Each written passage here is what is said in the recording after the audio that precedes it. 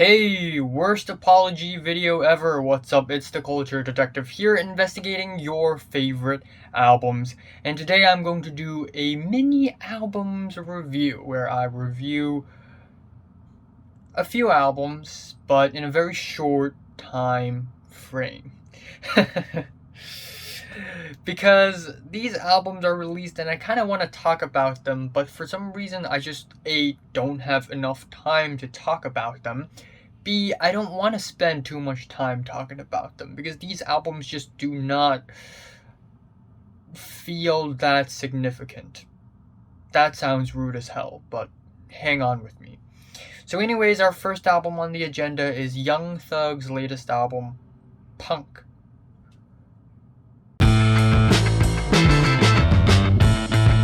Rapper, Young Thug, he's back, Punk.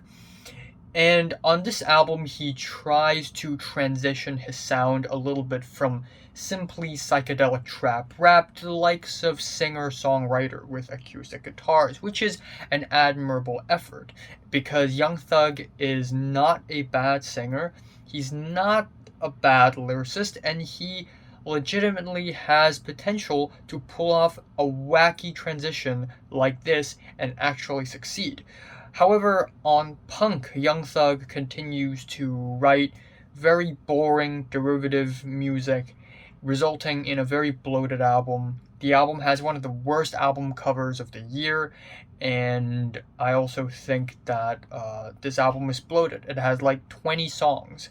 And it's the year 2021. The album, of course, has several highlights here and there, but all of them concentrate on the first 1/3 of the entire album. The album opener, Die Slow, has the atmospheric guitars, some really sad personal lyrics, and a very vulnerable delivery. The track Stupid Slash Asking is a song that instrumentally doesn't really click for me. It is about lying and cheating from the perspective of a woman. What the heck is going on with my eyebrow? I have no idea.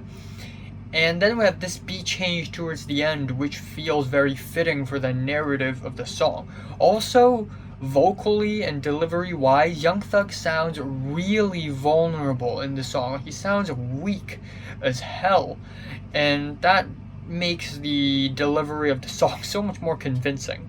Finally, we have this track, Contagious, which is about being real instead of actually about a virus, and the keyboards are skeletal, the delivery is very stripped back, and overall it is a pretty solid track.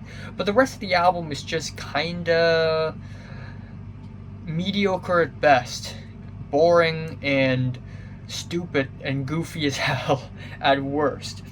So we have Stressed, where J. Cole's second verse just feels really random and out of the blue. The track Recognized Real features Gunna without auto-tune.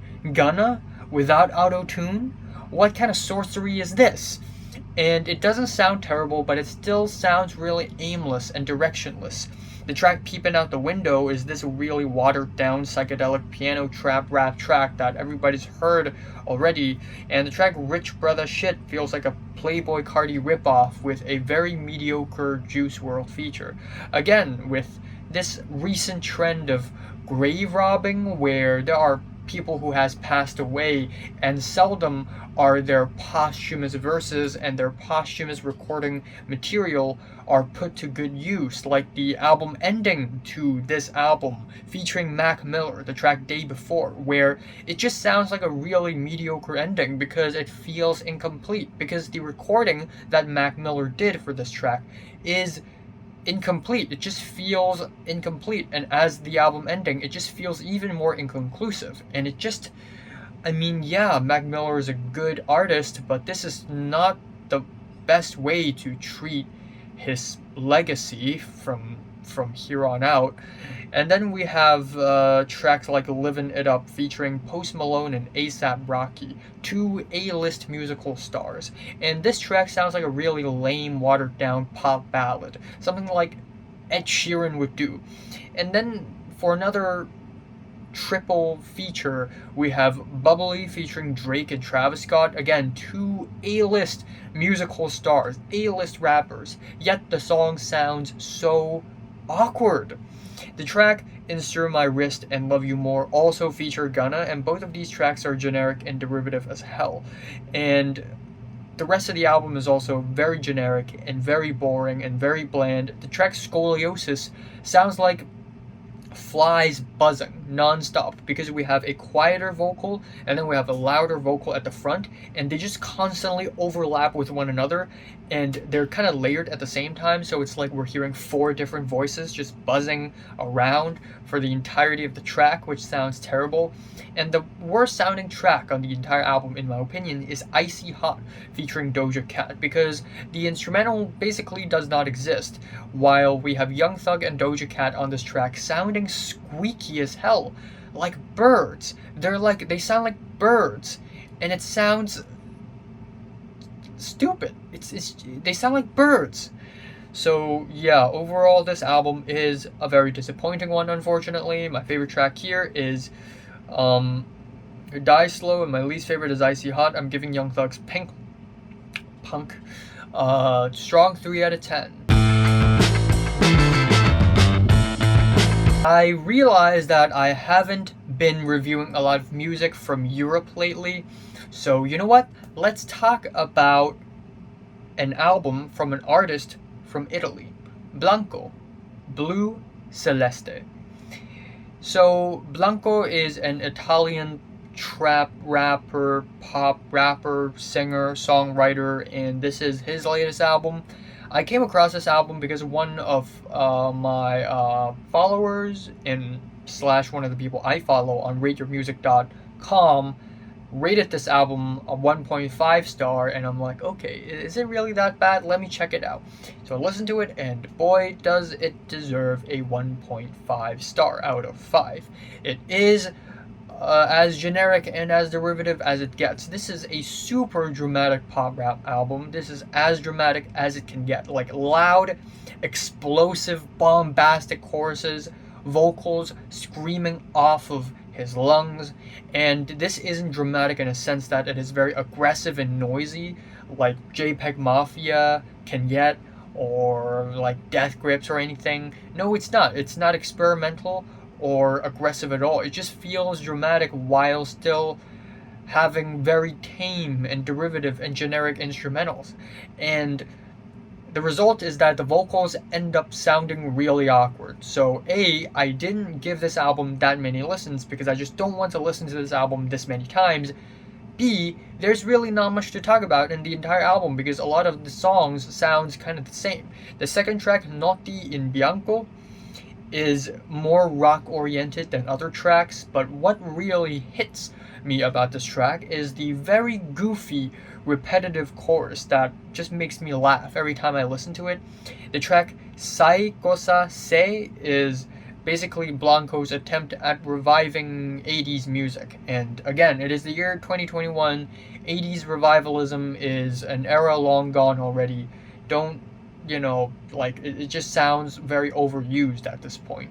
And the track Luciole is a track that sort of builds up to nothing.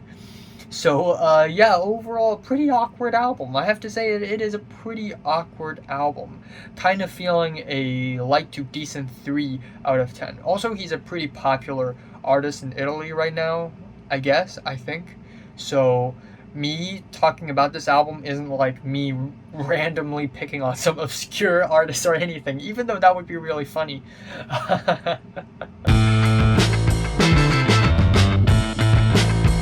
Now for the main course of this review, it is the latest Tsukino Mito album, Tsukino Usagi wa vâ chūaru no Yume wo miru, or Moon Rabbit Dreams About Virtual. Yeah, Moon's Rabbit. So Tsukino Mito, VTuber, goddess of Nijisanji, rock star, psychopath. She is back with a new album, and one of my subscribers, also Hong Konger, shout out to him, has talked a little bit about this album in one of my videos, commented on it, and I didn't really care about this album too much because it's a VTuber album. Why would I, listen to a VTuber album unironically?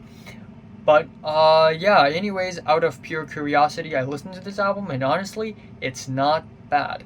Not bad at all. I know that Tsukino Mito isn't like the only person mastering this project. There's probably an entire board member, an entire team of people just writing songs and producing songs for her. I get it, but still, this album is not that bad. Nor is it all that great, but I think it's better than I expected. So one thing to notice is that Tsukino Mito is the first member, the OG member of the VTuber company Nijisanji, which is currently the second biggest VTuber company in the entire world, and the first one being Hololive as well. And by biggest, I mean popularity, not really like number of members, because we all know that Nijisanji has like 1,000 members right now already. But Tsukino Mito is a little special because this album isn't just your average passionate Japanese indie rock / J-pop album sounding like a bunch of anime OPs. It does sound like something of its own. And on top of that, Tsukino Mito has some really soft vocals. Her vocals are very soft, which means that in some of the tracks, her vocals don't sound as experienced or as professional, but at the same time it also brings kind of a style to it, which I kind of learned to like. The intro track isn't really much in my opinion, but the next few tracks are pretty great. The track Soreyuke, Gakkyu Iinchou is amazing. It is a very theatrical opening track. It sounds like the opening song for an epic 3-hour long Japanese musical. It is epic, it is catchy, it is sweet. The bridge where she sort of goes up and down is really fun, and then we have the arena size chorus. The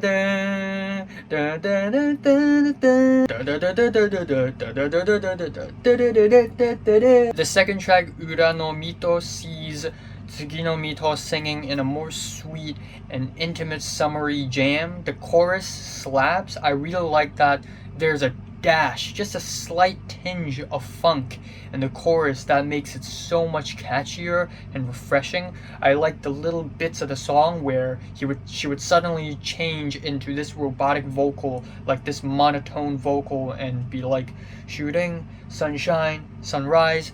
And the whole song is just really fun, and the production is solid too. The track is kind of intimate, but when the instrumentals explode, you can hear the very crispy guitars, and the whole track is just it just slaps hard.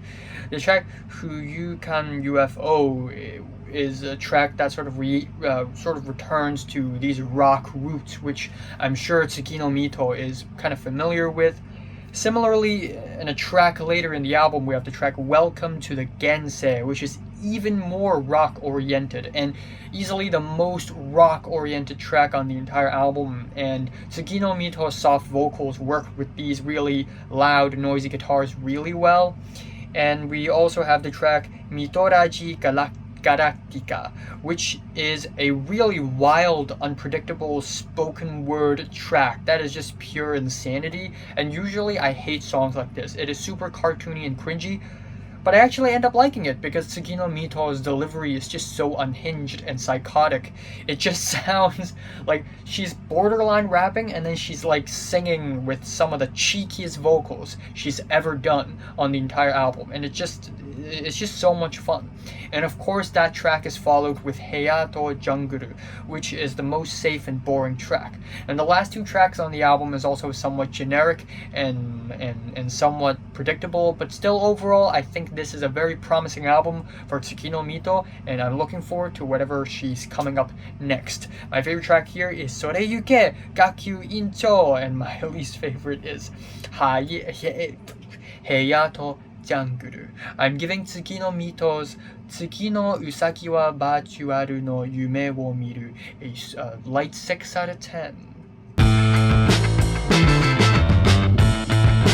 Finally, we have the album Half God by New York rapper Wiki. Someone who I've been wanting to talk about for quite some time on the channel, but never had the time to. You know, an album that I kind of wanted to review a long time ago, but I didn't have the time to, so I'm gonna do it now.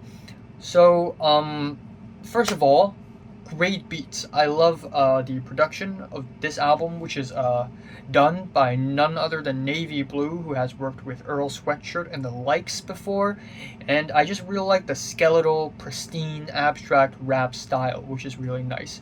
Wiki's delivery is a little bit more whimsical than your average rapper, which is a kind of delivery that, or whimsical isn't really the right word, but his delivery is a little like it's a little out there. Let's just say that, kind of like Danny Brown, but less out there. But kind of like, you know.